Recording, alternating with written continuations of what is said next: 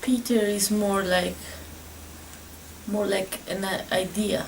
The materialization of it is maybe done through thinking of it in different formats and constellations.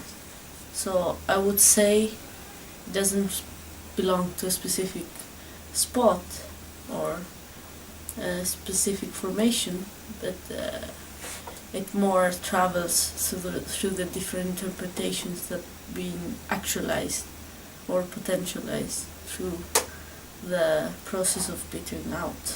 Peter in my project, I think, lies a lot in the thoughts around transformation and contamination, and how things are communicating and feedbacking each other indirectly.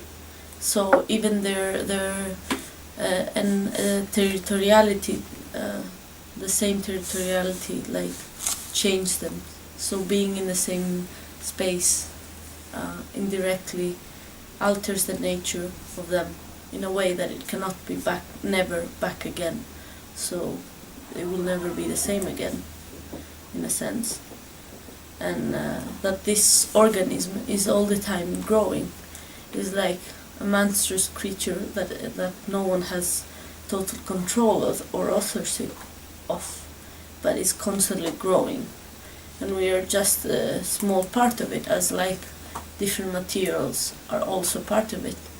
And my idea with the project was to create a plane where things are activated but nothing is actualized to the fullest potential or the fullest narrative. And this is maybe a common spot that I would find. I mean, I think in Peter's version is actualized in total different way, and maybe it goes even more in this direction. And the execution till now of mine is more maybe contained, because I picked in a sense one specific material to go, a very small entrance, while I think the Peter's project is creating this plane, but with versatile of input. I've limited the input. I imagine we would be organizing some more concrete proposals for an anarchic revolution that we've been planning the ground for these 2 years. I mean, it's already there, but that we will have non-product manifestations or absurd rituals or actions that maybe even we don't know about them. And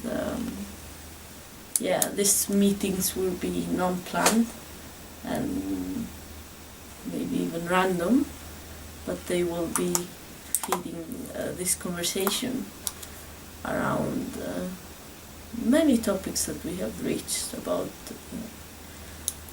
politics, life, being, what else?